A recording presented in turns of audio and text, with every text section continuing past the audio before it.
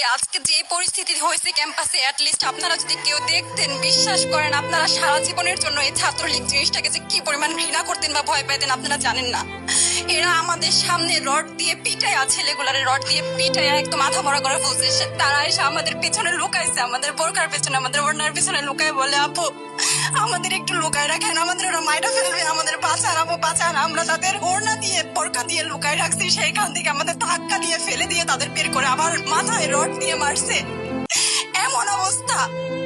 এবং তারা আমাদের ক্যাম্পাসের পরিচিত মুখ, আমরা চিনি তাদের, তারা এই অবস্থা করছে, রাস্তায় একদম শোয়াই ফেলছে। আমাদের হলের মেয়েদের বুকে বড় বড় যে আসতো ইটগুলো বুকে ফেঁকে দিচ্ছে, মানে একদম পুরো বুকে লাগছে, এরকম জামা কাপড় ছিঁড়ে ফেলছে, এত বাজে অবস্থা।